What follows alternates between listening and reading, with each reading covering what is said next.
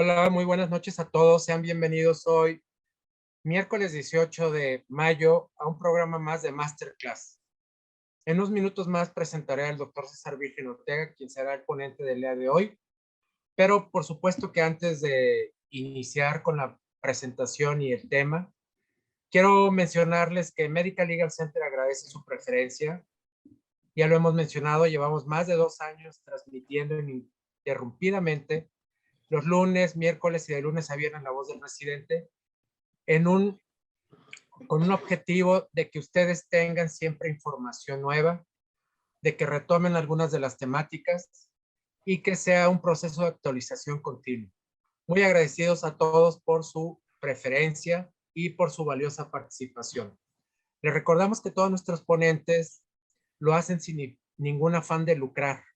Lo hacen para aportar a la comunidad médica en estos tiempos en los que se requiere esta sinergia en toda la comunidad médica, tanto de residentes como de profesionales ya de la salud.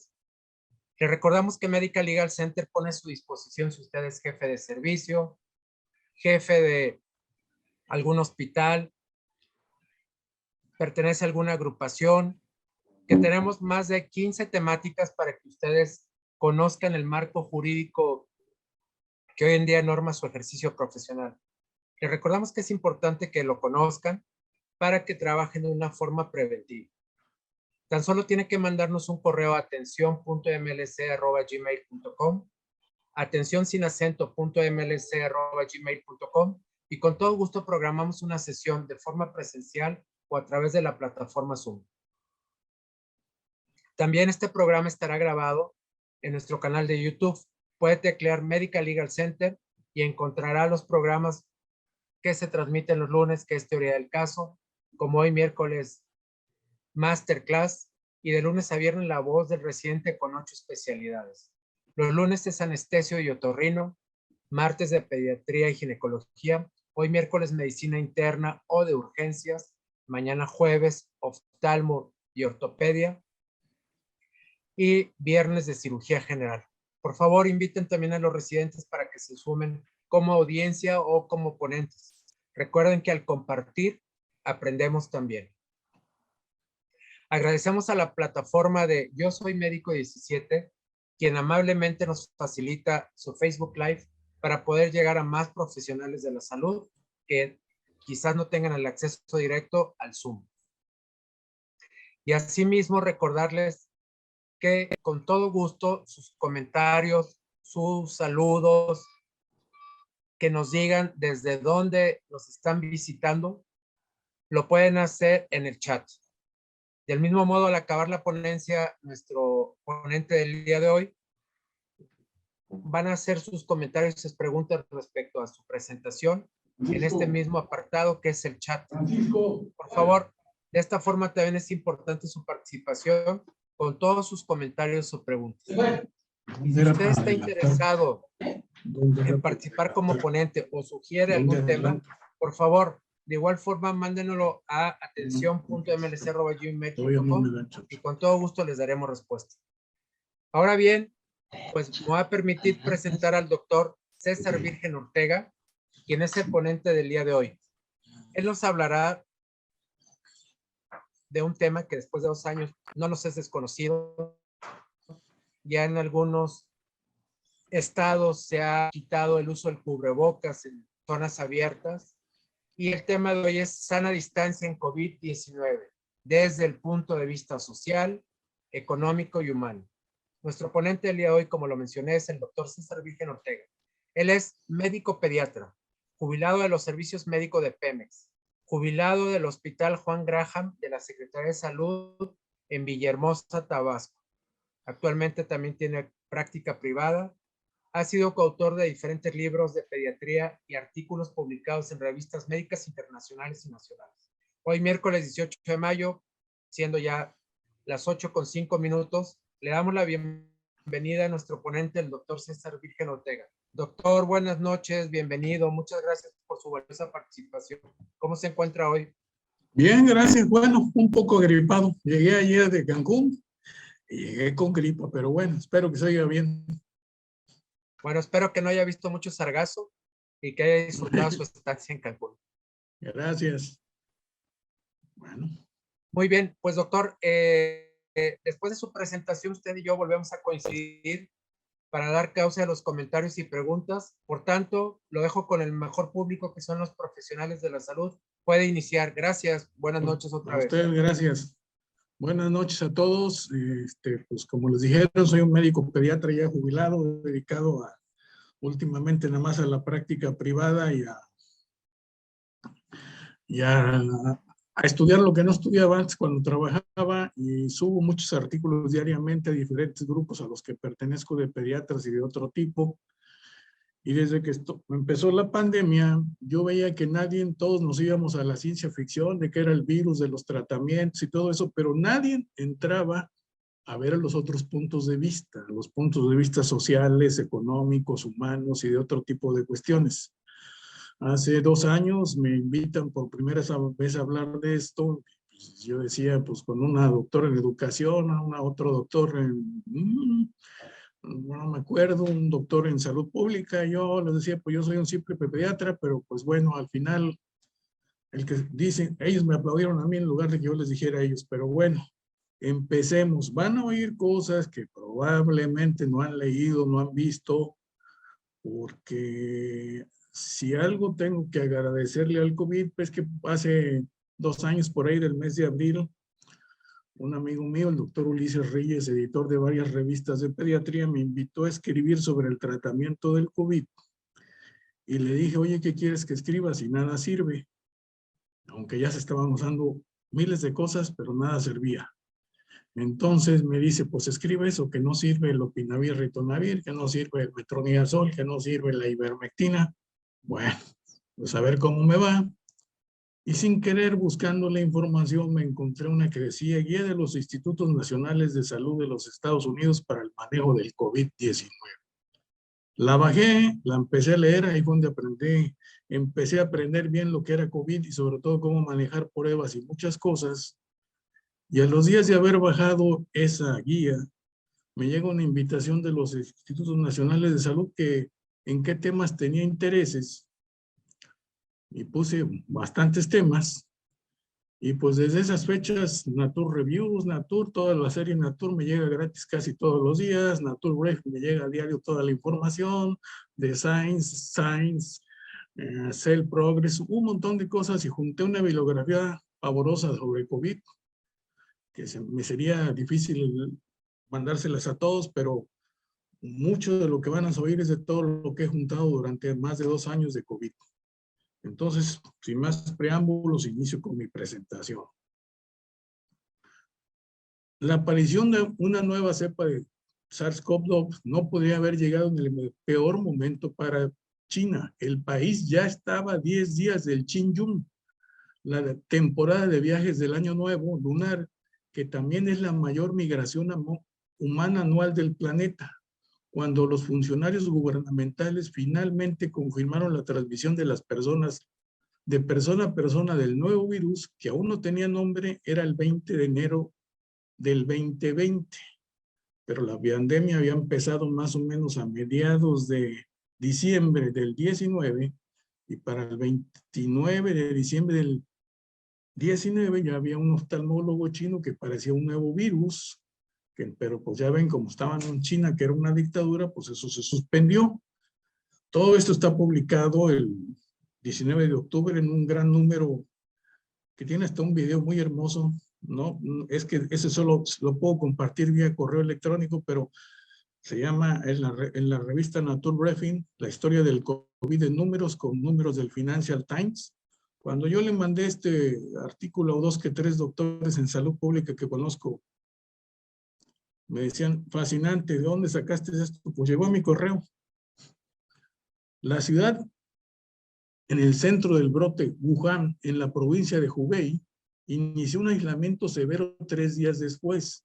Para entonces, o sea, ya estábamos en enero, 20 de enero, gran parte de la población de la ciudad ya estaba en movimiento por todo el país y por todo el mundo, más los turistas que habían ido, para disfrutar de las festividades con su familia. una enorme salida de personas por carretera, ferrocarril y aire en un estimado total de 5 millones de personas, casi la mitad de la población oficial de Wuhan, según datos del alcalde de la ciudad. Anuado a eso, salían y entraban miles de vuelos a Wuhan. Entonces, para el enero del 2020, cuando se dice, hay un probable virus nuevo, pues ese ya andaba volando por todo el mundo, ya andaba caminando por todo el mundo, ya había salido por todo el mundo y era muy difícil de pararlo. Aunque hay preocupaciones válidas sobre la fiabilidad de las cifras oficiales de China, su éxito en la contención del virus se explica en gran medida por otro factor, el rastreo intensivo de contactos, pero esto también fue objeto de una curiosa paradoja propia. Para una nación con reputación de utilizar tecnología de vanguardia para espiar a sus ciudadanos, gran parte de ella se utilizó, ahora sí, para espiar a los contactos con métodos de la vieja escuela, pero ¿cómo cuestionarlos? Porque controlaron, para febrero ya tenían controlado el virus. Pero acuérdense aparte que en China la solución, en Wuhan, fue una solución militar. Toda la ciudad y todo el estado fue rodeada por el ejército, nadie entraba, nadie salía, y si salías, pues te arriesgabas a que te detuvieran y te metieran a la cárcel o te mataran. La otra solución que fue tecnológica y que sí les funcionó muy bien fue la solución de Corea. Corea, a todo paciente que daba positivo le ponían una aplicación en su teléfono que cuando el paciente se salía de la puerta de su casa le llegaba un aviso luego a su teléfono. Señor, está violando su cuarentena. Si usted camina unos pasos más fuera de su casa, va a ir la policía y lo va a detener. Les funcionó muy bien, porque también lograron un buen control de la pandemia. Si bien China frenó el primer brote, la transmisión del virus al extranjero y dentro de China, pues se diseminó. Las diferentes respuestas de otras naciones a su llegada, pues fueron muy diferentes. Y como yo siempre he dicho cuando comento, cada país es diferente, cada país tiene su propia cultura, su propia situación económica. Y como le digo a muchos, no hace un tiempo que les estuve contactando en Twitter a todos los opinólogos mexicanos y a periodistas que hablaban tontera y media de la pandemia, y les decía, señores, no son recetas de cocina, y como al mes Twitter me mandó a decir que había generado tendencia a esa respuesta, pero no, yo lo que les estaba comentando es que lo que aplica en un país no aplica en otro. Si bien significó que el COVID en China fue controlado, la verdadera historia del COVID apenas comenzaba, porque a los pocos días empezaron los brotes en Europa, sobre todo Francia e Italia, y ahí empezó una gran tragedia que luego se volvió mundial. ¿Cómo es la transmisión del COVID? Mientras que la transmisión es a través de contacto directo o indirecto, se produce en un corto alcance, la transmisión en el aire a través de aerosoles puede ocurrir a lo largo de una distancia y tiempo prolongado. Los aerosoles inhalados portadores del virus se depositan directamente a lo largo de las vías respiratorias humanas. Existen varias vías posibles para que el virus se transmita de persona a persona. La atomización de partículas portadoras del virus se produce por tos, estornudos e incluso por la respiración o conversación normal entre una persona infectada y una sana. A través de rutas indirectas depositadas en las personas, indirectas depositadas en objetos y en el aire, gotas de aerosoles. Las gotas grandes se asientan fácilmente fuera del aire para causar contaminación de personas o objetos. Por el contrario, los aerosoles se dispersan eficientemente en el aire. Más adelante les diré pues, que ya la transmisión por objetos que al inicio de la COVID se mencionaba como una fuente, pues se ha demostrado que la transmisión es casi 100% aérea.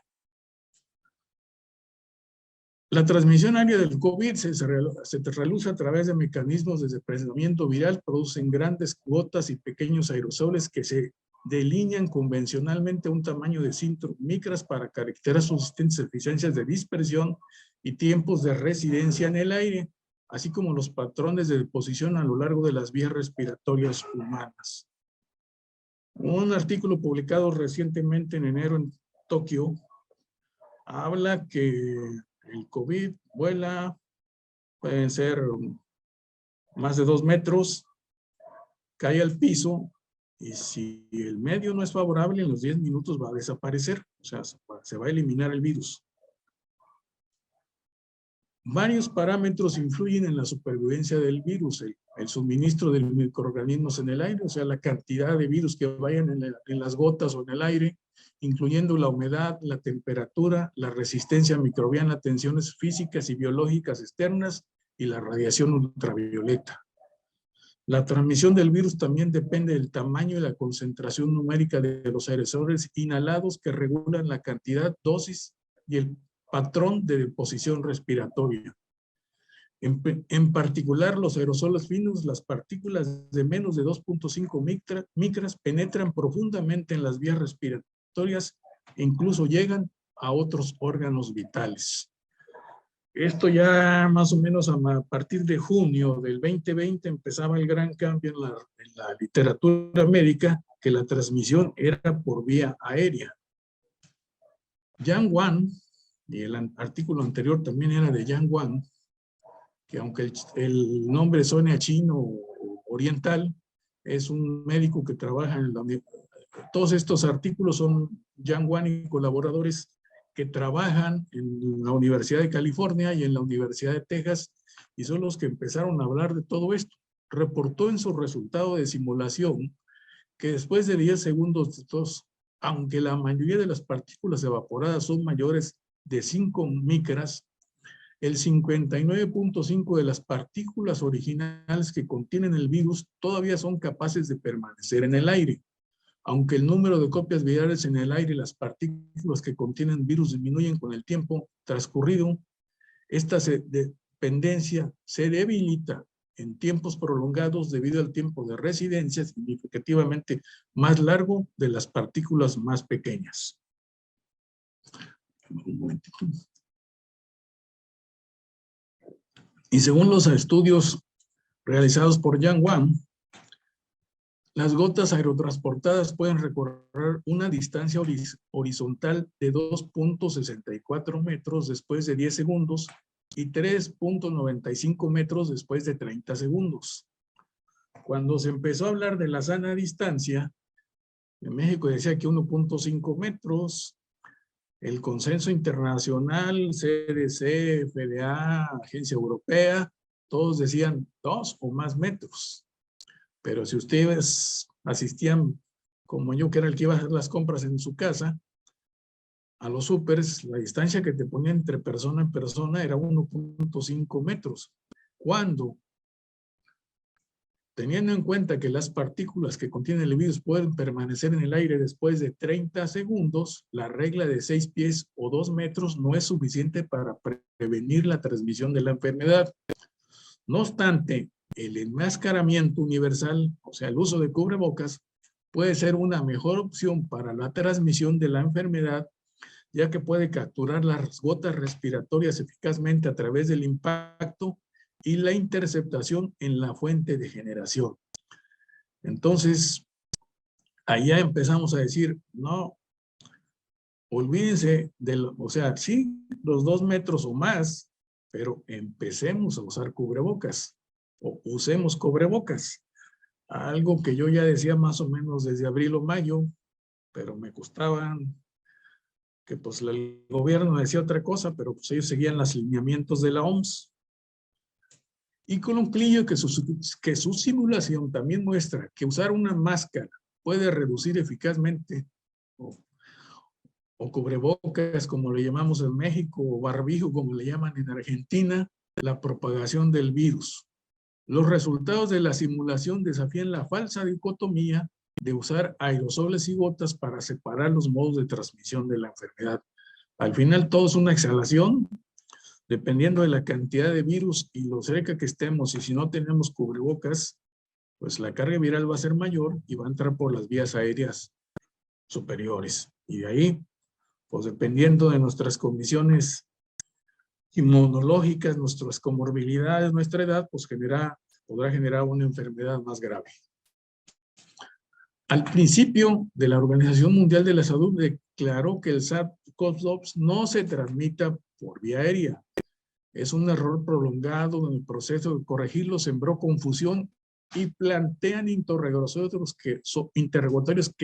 sobre qué pasará en el futuro en una próxima pandemia.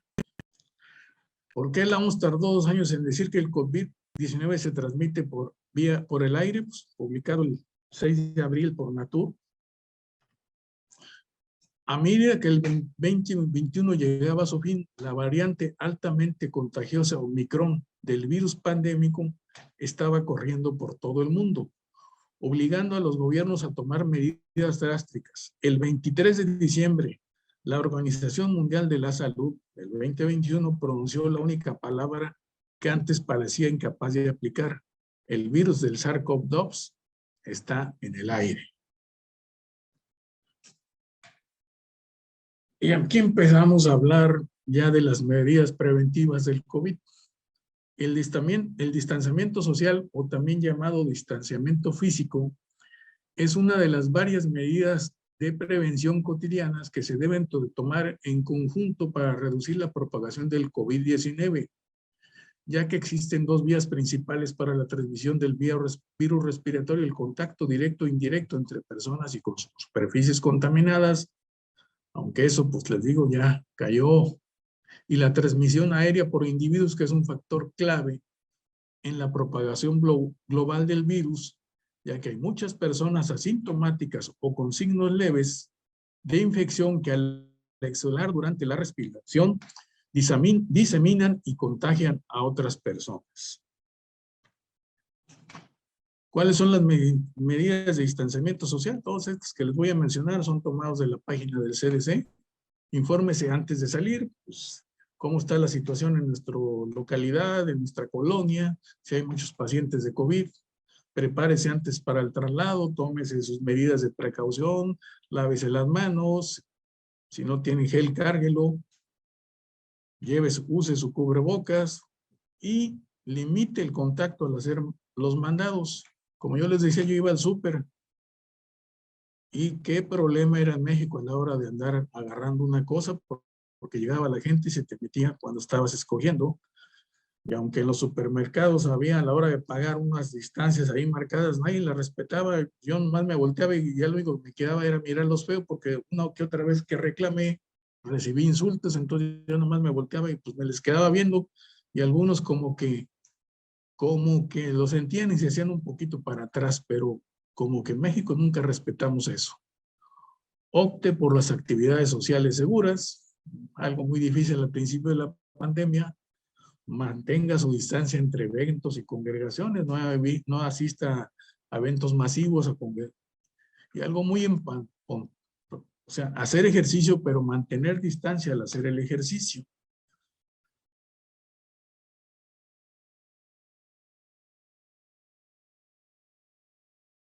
Para frenar la pandemia es el distanciamiento social.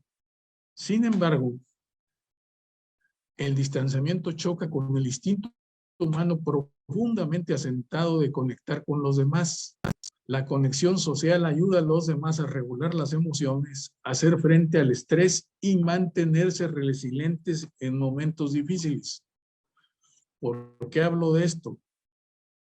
Los humanos somos sociables por naturaleza, y cuando llegue a las conclusiones verán que esa misma conexión nos genera que pues visitemos a otras gentes, que busquemos a la familia, busquemos a los amigos, pero eso durante la pandemia, o lo más álgido de la pandemia, pues no era adecuado, y que tuvieras visitas, o que lo que se acostumbra en México, que los abuelitos cuiden a los nietos, porque los nietos tenían el riesgo de transmitir a los abuelitos la enfermedad. Por el contrario, la soledad y el aislamiento social empeoran la carga del estrés y a menudo producen efectos nocivos para la salud mental, cardiovascular e inmune. Una persona inmunodeprimida, como todos sabemos, es más fácil que le dé gripa, por mencionar una enfermedad común, y pues si nos daba COVID en ese tiempo, pues ya era algo más agresivo. Los adultos mayores que corren el mayor riesgo de síntomas graves de COVID-19 también son altamente susceptibles al aislamiento. Para el control de la pandemia, ¿qué era lo que teníamos que hacer? Respetar las normas sociales y promover comportamientos que mejoren la salud. Pero los pueblos orientales, por ejemplo, son muy disciplinados y sus gobiernos les dicen, pónganse cubrebocas, todo mundo se lo pone. Guarden su distancia, todo mundo la guarda. Pero en el mundo occidental, Europa, América, aquí somos libres. ¿Por qué alguien me va a ordenar? ¿Por qué el gobierno me va a decir que me ponga cubrebocas? Y vemos manifestaciones en Europa y en Estados Unidos contra el uso del cubrebocas. Las redes sociales pueden ampliar la propagación, comportamientos dañinos y también beneficiosos para la pandemia. Las redes sociales pueden actuar en dos caminos: fomentar cosas y noticias falsas o buenos aspectos para enseñar a la gente cómo cuidarse y cómo protegernos. Fomentar buenas intervenciones como el lavado de manos, el distanciamiento físico, para presentarlo a una amplia gama de personas por estas redes sociales. Y algo pues, que no ocurre en México, ni ocurría en Estados Unidos en la época de Trump, ni ocurre en Europa, debemos evitar la polarización política, ya que genera una barrera cultural para la acción coordinada dentro de los países. Y es algo pues que es muy frecuente en Occidente y fue muy visto en toda Latinoamérica tuvo mucha polarización política y Estados Unidos ni se diga, más que fueron tiempos de elecciones. Por lo tanto, debemos evitar la desinformación para prevenir la polarización y evitar las informaciones falsas como las de que el virus salió de un laboratorio chino con un arma biológica para destruir otros países, pero pues también se estaban destruyendo ellos. Y pues eso pues no es cierto. Evitar la infodemia, que en esta pandemia hubo una infodemia horrorosa, muchas mentiras, muchas medias verdades, y pues a mí lo que más me llamaba la atención, que en lugar de hacerle muchas veces caso a los médicos, en México le hacían más casos a los opiniólogos, a los periodistas, y lo que uno decía, pues como que, ¿y este doctorcito qué estará diciendo? Y a las noticias falsas. Toda la información de la pandemia debe ser científica y veraz. Evitar las teorías de la conspiración, las noticias falsas y las curas milagrosas.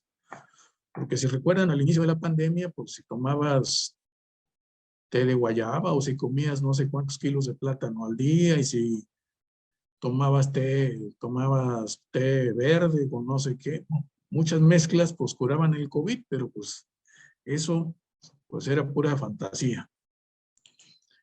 Y podemos decir que los países con mayor disciplina social, que acataron el enmascaramiento universal y todas las medidas de sana distancia, son las que han tenido el mejor manejo de esta pandemia y que muy probablemente estarán mejor capacitados para responder a la crisis sanitaria y a las próximas crisis sanitarias que tendremos, porque ahorita ya nos estamos enterando de otras. ¿Y cuáles son las secuelas que nos ha dejado esta pandemia?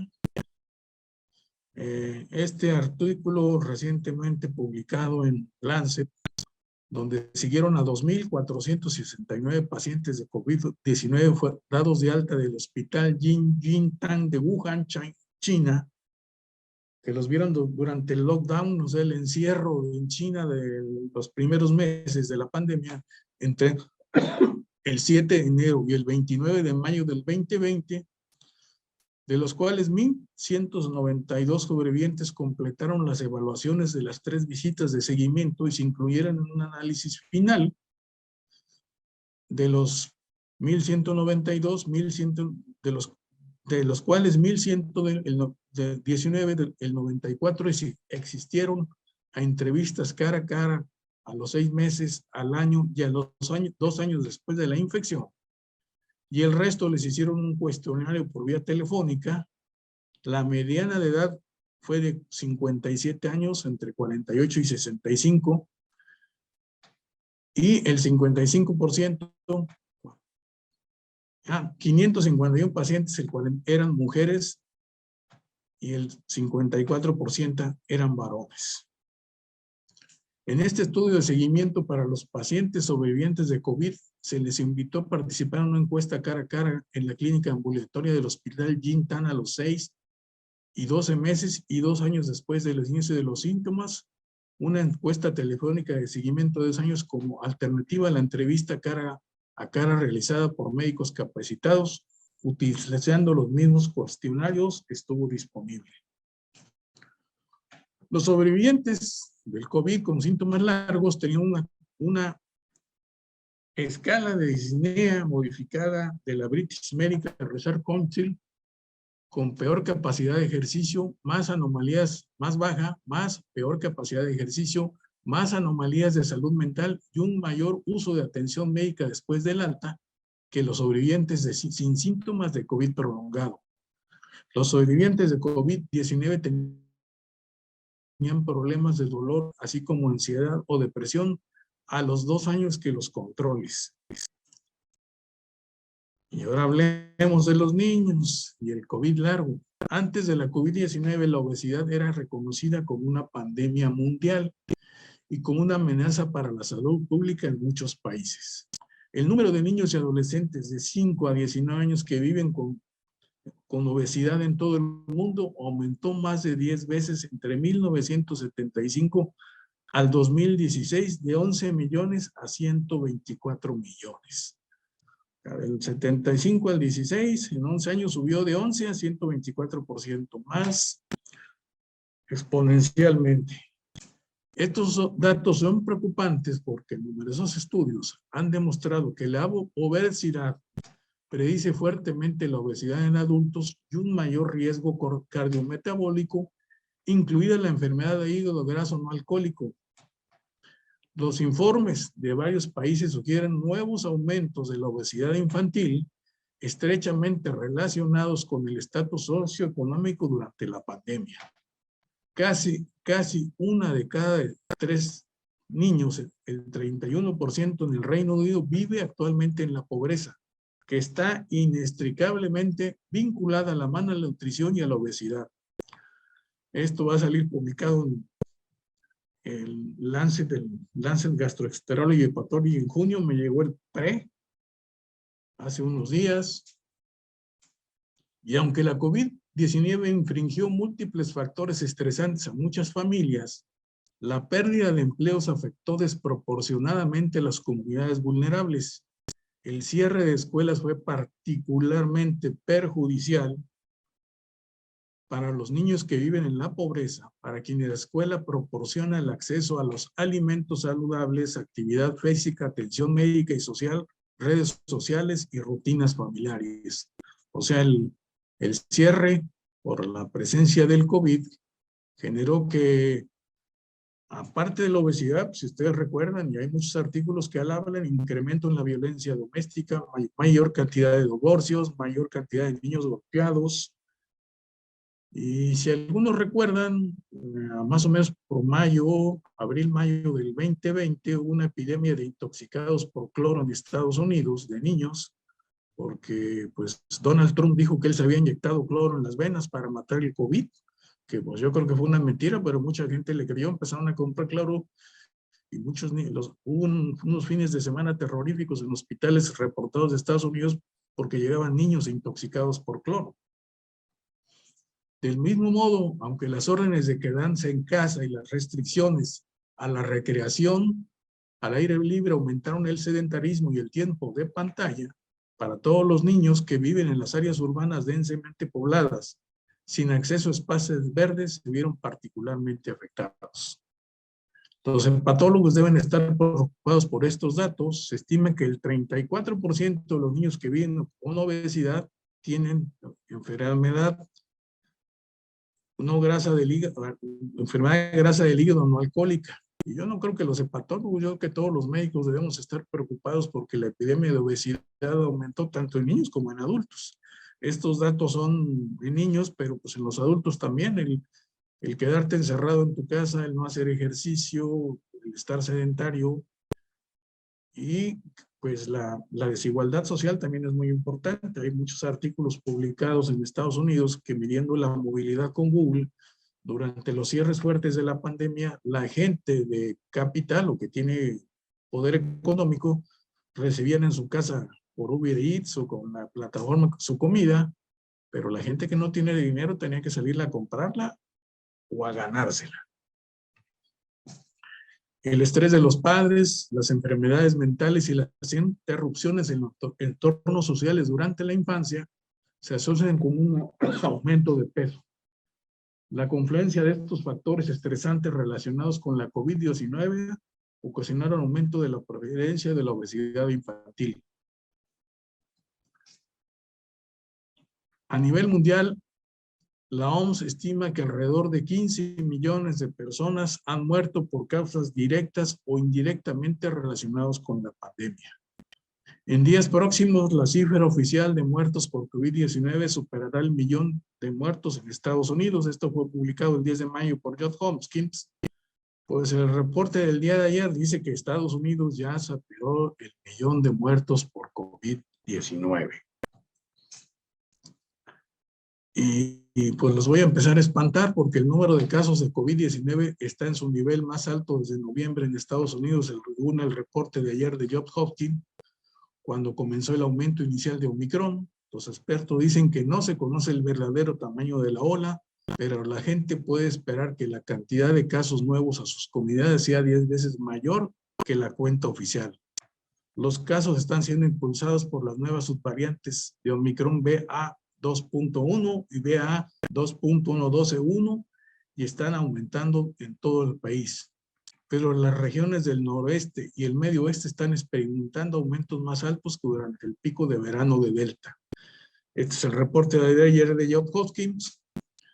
Y se espera que la administración de los Estados Unidos de Joe Biden extienda la declaración de emergencia de salud pública hasta mediados de julio. Están esperando ese aviso porque ya ves que todo el mundo ahí anda feliz, sin cubrebocas y en la calle. Sin embargo, el Congreso de EU, los Estados Unidos, se ha estancado las negociaciones sobre nuevos fondos para abordar el virus. Si bien la nación se encuentra en un lugar diferente al inicio de la pandemia que en periodos anteriores, el gobierno quedó sin dinero para compras adicionales de vacunas, tratamientos antivirales orales y otros tratamientos, así como para desarrollar vacunas y terapias de próxima generación. Otra vez, Johns Hopkins Center for Health, el día de ayer, yo oigo que protestamos mucho por la falta de vacunas en niños de 5 años en México, apenas están consiguiendo, firmando las vacunas, pero según Johns Hopkins, en Estados Unidos, teniendo todas las vacunas, hasta el día de ayer solamente 1/3 de los niños entre 5 y 11 años se han vacunado contra el COVID-19. Y el día de ayer también se autorizó por la FDA la tercera dosis booster para niños de 5 a 11 años.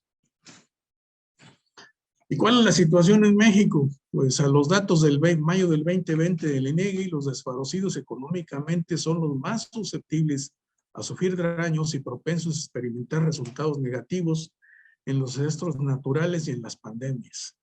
En México, con datos del INEGI a mayo del 2020, el 51.8% de la población mexicana vive de la informalidad. O sea, vive de lo que venda al día, de lo que gana al día, de lo que reciba al día. Y según la OMS, a febrero del 2020, las poblaciones indígenas de Latinoamérica, 85% viven en la informalidad. Y parece que en México las poblaciones indígenas también andan por ese nivel, 70 y pico, 80%, viviendo de la informalidad, de lo que vendan al día, ya sea fruta, verdura, lo que produzcan, la ropa, los que van a Chiapas, a Oaxaca. Y entonces yo les diría, ¿cómo les decíamos a esta gente? Quédate en tu casa. Esta Sí, esta parte de esto yo lo publiqué en la revista de la atención primaria, y cuando yo estaba haciendo yo seguía haciendo ejercicio durante toda la pandemia, salía aquí por donde vivo, las calles, de repente me cruzaba con gente que iba pues con su machete, con su pepenar o cosas por el estilo. Yo les preguntaba, oiga, les decía, pues estoy haciendo esto, soy médico, ¿por qué está saliendo? Y lo único que me decían, doctor, o me mata el virus o me muero de hambre, ¿qué hago? Entonces, cuando yo les digo que no todo que las recetas de un país no funcionan a otro, no todos somos iguales, la situación económica no es igual en cada país.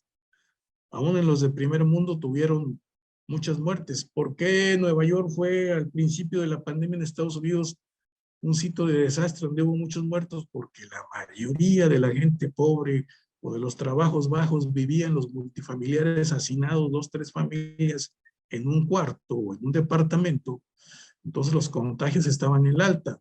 Y aparte, los ilegales, por temor a ir a los hospitales o al servicio médico, porque no los fueran a deportar, tampoco asistían. Y por eso había tanta defunción al inicio de la pandemia en Nueva York. Aunque los responsables de la formulación de políticas y los investigadores todavía luchan por comparar los efectos de varias intervenciones relacionadas con el COVID, estamos acumulando datos que podrían ayudar a informar las opciones.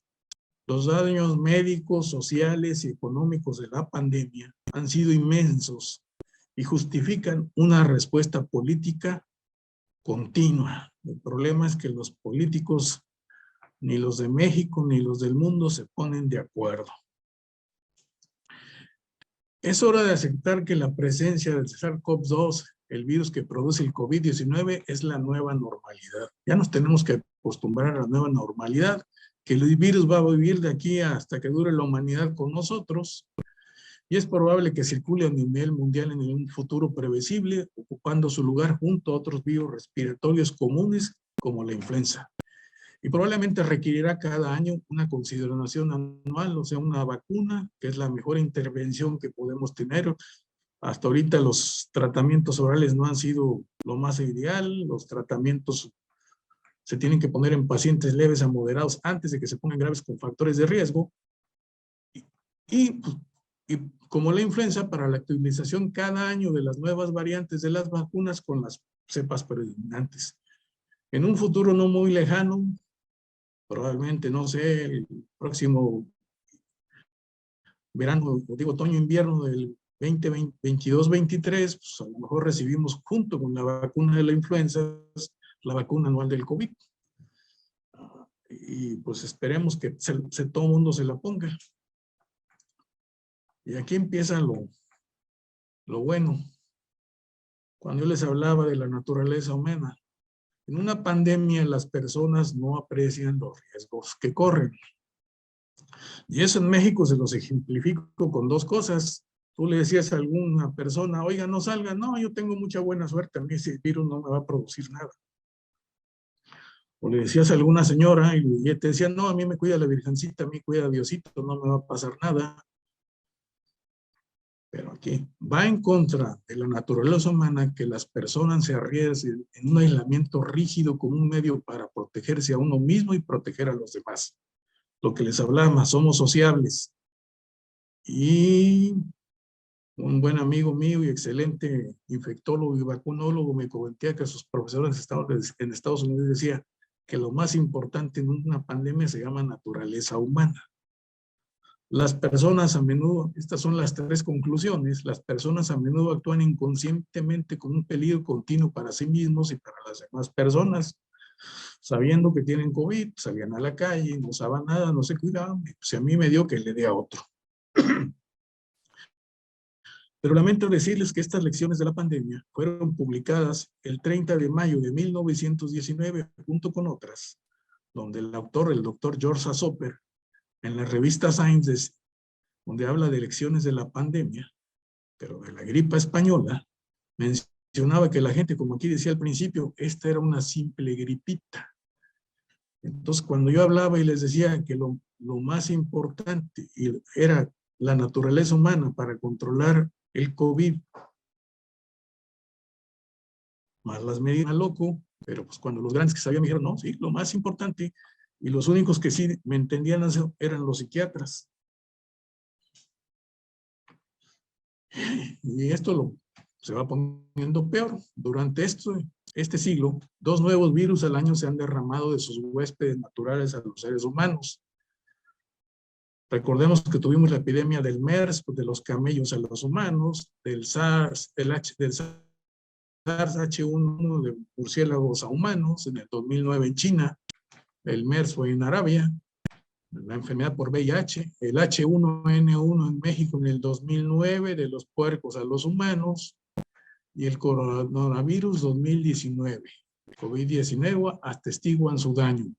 Los virus zoonóticos infectan a las personas directamente con mayor frecuencia cuando manejan primates vivos, murciélagos y otras especies silvestres o subcuernes, o indirectamente animales de granja como pollos y cerdos. Y como entre la gente de mucho dinero se ha vuelto muy, ¿cómo lo llamo? Snob, comer especies raras, pues estamos invadiendo el hábitat natural de los animales, entonces no nos quejemos de lo que nos pueda ocurrir. Y como decía la niña Greta Thunberg, tenemos que cuidar nuestro entorno y nuestra madre tierra, pero parece que nos la estamos acabando. Los riesgos son más altos que nunca, ya que las asociaciones cada vez más íntimas entre los seres humanos y los reservorios de enfermedades de las vidas silvestres aceleran el potencial de que los virus se propaguen a nivel mundial. La sociedad debe esforzarse para evitar algunos de los impactos de las pandemias futuras. ¿Y qué es eso? Pues que no sigamos invadiendo el hábitat de los animales, pero eso ya está medio difícil. Entonces, pues, ahora sí que tendremos que cambiar toda nuestra cultura, algo que lo veo muy difícil. Y con esto me despido y estoy a sus órdenes. Y esta es la causa de que andaba en Cancún, mi nieta. Tengo 2 nietos que son los que me tienen siempre ocupado. Pues eso es el final. Estoy para cualquier pregunta o comentario o aclaración que quieran.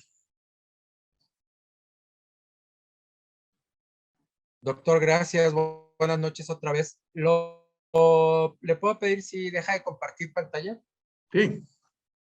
para Ok. podernos ver de forma más amplia y pasar a los comentarios? Pues bueno, decirle que hay muchas felicitaciones por su presentación.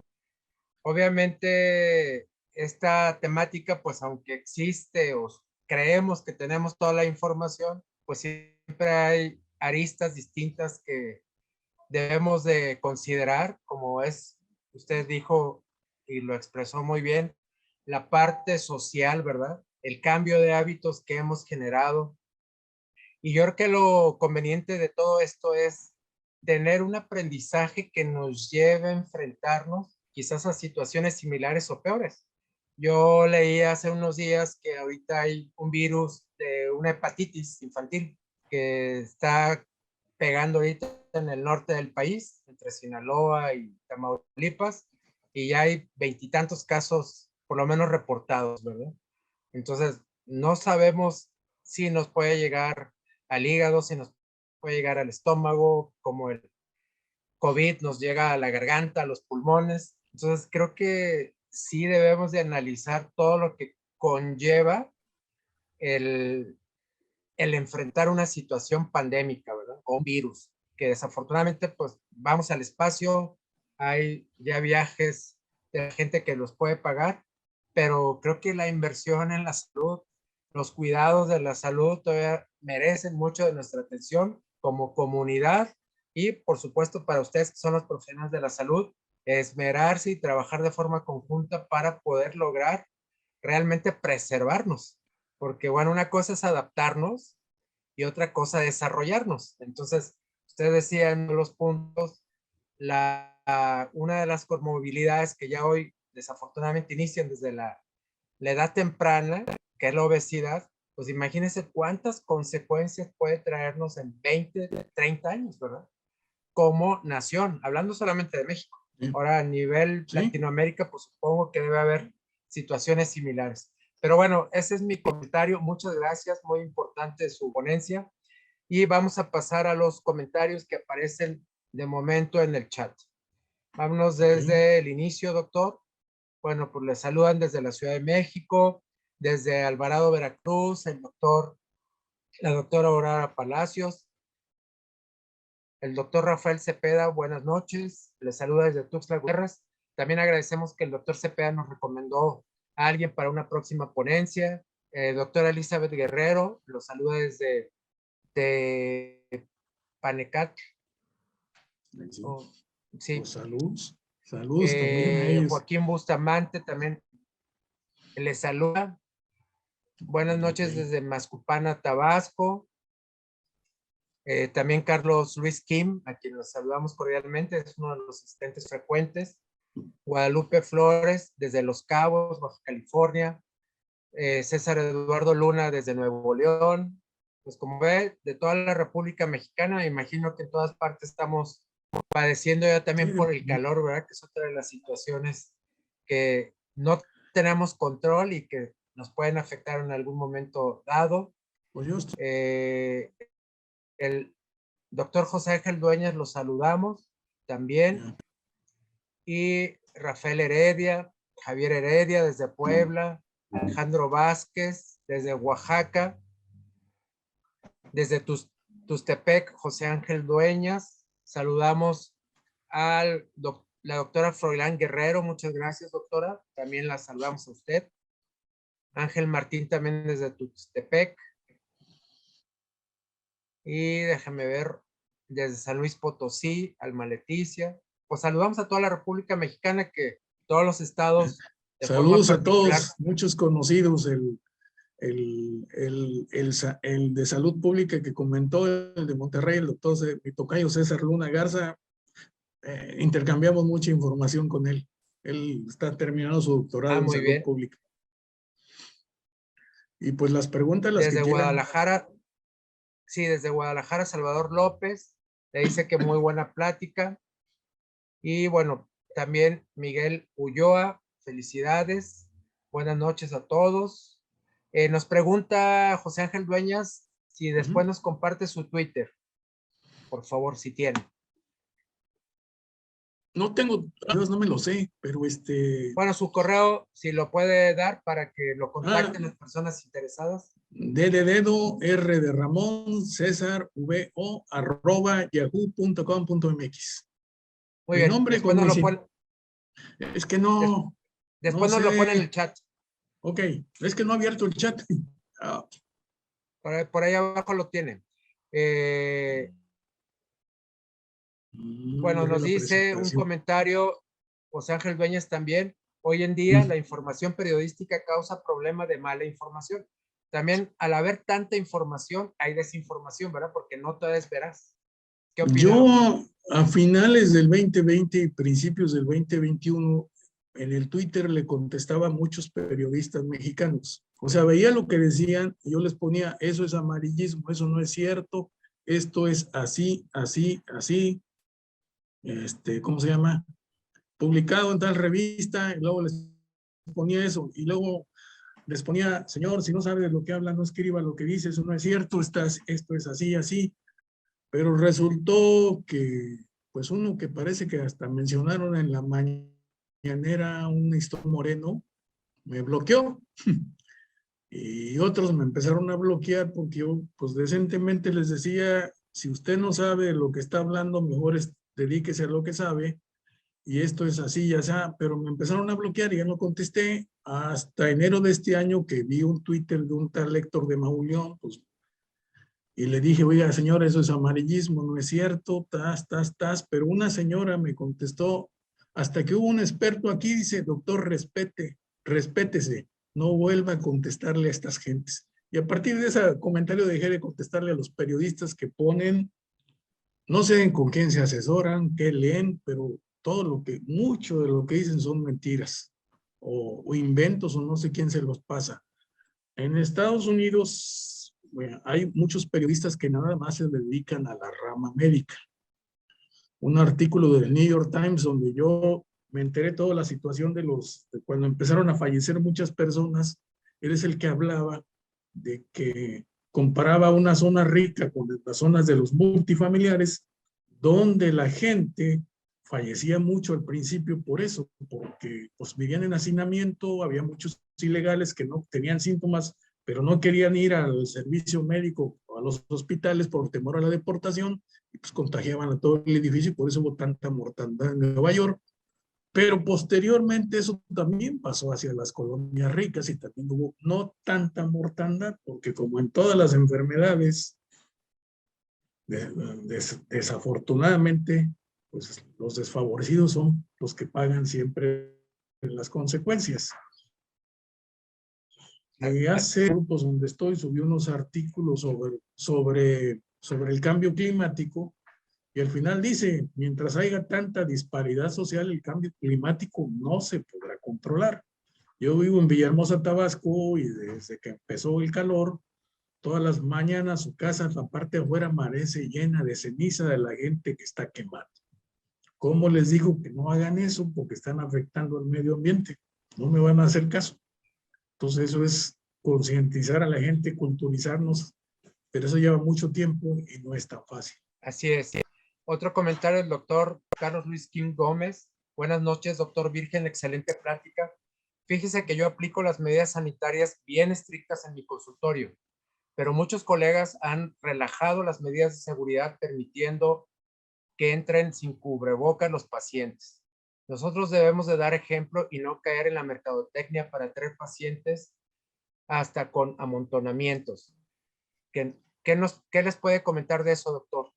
Yo les diría el sábado que Lance me puso a trabajar unas cosas más que metí aquí. Su editorial dice que esto no se ha acabado, así como decía un cronista de béisbol, esto se acaba hasta que se acaba. La pandemia no se ha acabado. Si se fijan en China, ahorita hay muchos casos porque China al principio usó el cero COVID y aparentemente sus vacunas no han funcionado tan bien como ellos pensaban, y ahorita está teniendo mucho COVID. El problema es que ellos no sacan sus datos, entonces no lo podemos saber. Pero en ciertas partes de Europa y en Estados Unidos está volviendo a subir las nuevas variantes de Omicron y probablemente decreten otra vez alerta.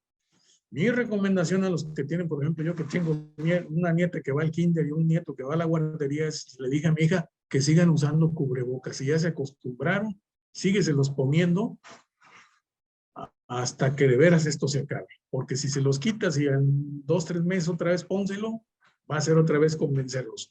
Yo seguiré usando cubrebocas en la calle, en lugares cerrados y en el consultorio. Hay algo muy importante porque los médicos al principio nos quejábamos de que no teníamos el equipo de protección, que necesitábamos los trajes esos de los consensos al finales del 2021 de un Delphi panel entre jefes de terapia intensiva de todo el mundo, otro artículo publicado por la ITSA, dicen claramente que para el manejo en áreas COVID, o sea, terapias intensivas COVID, zonas donde se generan, lo único que se necesita es un cubrebocas N95 de buena calidad y cuando mucho careta y lavarse las manos seguido. Ese es otro problema en México, porque si ahorita en muchos lados el agua está racionada. Y yo cuando hablaba con los de México de la pandemia, cuando inició la pandemia, que les decía, ¿cómo le dices a la población de la alcaldía de Iztapalapa que se lave las manos si no tienen agua? O sea, ¿cómo se van a lavar las manos? Y desafortunadamente desde el inicio de la pandemia los geles antibacteriales, los cubrebocas, aparte de escasos, se volvieron artículos de lujo, todos salían carísimos y siguen saliendo caros. Bajaron un poco ya después que aumentó mucho la producción, pero mi recomendación es que lo sigan usando hasta que no digan esto sí ya se controló. Pero no está controlado totalmente y en cualquier momento puede haber brotes. Y tanto en su consultorio como en su casa, como las áreas externas, sigan guardando las medidas. Más vale prevenir que estar luego llorando, diría yo. Muy bien. Guadalupe Flores en ese sentido dice, actualmente seguimos teniendo casos positivos. Claro, con síntomas que no ameritan que se hospitalicen. Mas, sin embargo, las medidas de seguridad se han relajado muchísimo. El haber manejado semáforo en verde aumenta el número de positivos asintomáticos. Es que esa sería otra plática, hablar de pruebas de COVID, asintomáticos, no asintomáticos, cuando inicia el cuadro. Esa es otra conferencia total, porque en México desafortunadamente le dan mucha importancia a las pruebas de antígenos. Y los últimos reportes de la guía de los Institutos Nacionales de Salud sobre las pruebas de anticuerpos para COVID dicen claramente sirven para dos cosas. Para que demuestren que ya te dio COVID, o sea que seas estadística, y para donar plasma fresco al inicio de la pandemia, cuando se empezó a usar el plasma fresco de pacientes convalecientes para que se les pasara a los pacientes. De ahí en fuera no tiene ninguna otra utilidad. Desafortunadamente en México no tenemos las pruebas NAT que llaman los gringos, que son las pruebas de amplificación del ácido. No las usamos. Ellos de primera instancia usan esas y si tienen duda utilizan la PCR. Las pruebas rápidas las usan a domicilio, pero tienen que ser seriadas. Hoy salió un artículo, dice que ya están inventando una prueba que tú te vas a tomar en tu casa y la vas a enviar a un laboratorio y él te va a decir si sí lo tienes, pero de aquí a que llegue a México, bueno, ni las pruebas de amplificación de ácido nucleico, las NAT, han llegado a México porque, pues, como yo digo, al final de cuentas somos un país de ingreso medio y los países de ingreso medio no tenían los recursos, y lo dice todo el mundo, o sea, de los artículos que he revisado, los únicos que podían medio controlar esto eran los países ricos, los países de ingresos medios y bajos. Era imposible que hicieran como querían en México millones de pruebas, millones de cosas, porque no había con qué. Algo de lo que no comenté, pues esta pandemia ha costado millones y millones de dólares, ya están empezando a salir reportes a todos los países, más aparte del daño social. Y el otro efecto que estamos viendo es la inflación. O sea, a partir del año pasado empezó a subir la inflación, que en México ha aumentado con la guerra entre Rusia y Ucrania, que en México anda en el 7.30 y pico esta semana y en Estados Unidos el 8.45, y no creo que baje, a lo mejor sube, porque ahorita pues ya Rusia está amenazando a Finlandia y a Suecia de que si se van a la OTAN, pues se atengan a las consecuencias. Otro frente de guerra, pues no sé cómo nos va a ir, tanto en lo económico como en lo social, como en todo. Muy bien. Ya para terminar, doctor, los últimos comentarios. Excelente ponencia. Les saludas, es Gerardo Velázquez Ornelas. Ah, Alma Leticia Vázquez González, excelente conferencia para retroalimentar a la población que escuchó. Doctor Virgen, me parece que hasta la OMS nos indica el fin de la pandemia.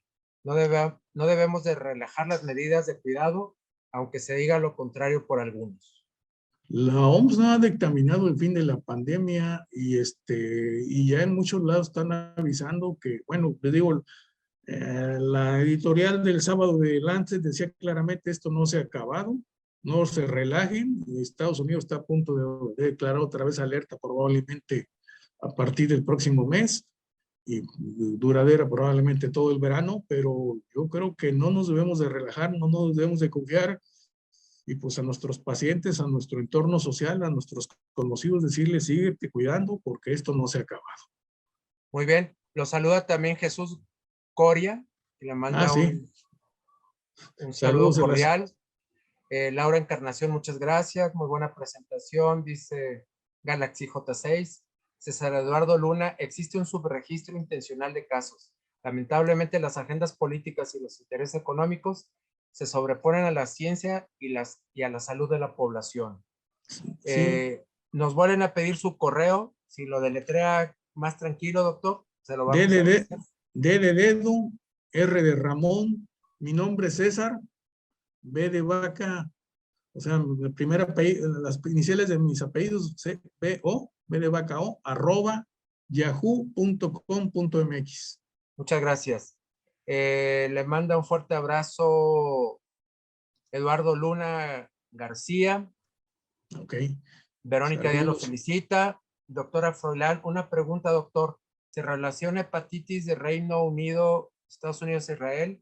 Y se refiere a que tienen como antecedente haber cursado con COVID y al realizar serología en niños, corroboramos que cursó con COVID y en México ya la hepatitis aparentemente es de este tipo. Nos dice, Se ¿sabe algo? supone que sí, sí, Se supone que los pacientes que están presentando ese tipo de hepatitis estuvieron en contacto con el SARS-CoV-2 y que dejó ahora sí que huellas ahí en el intestino, eso.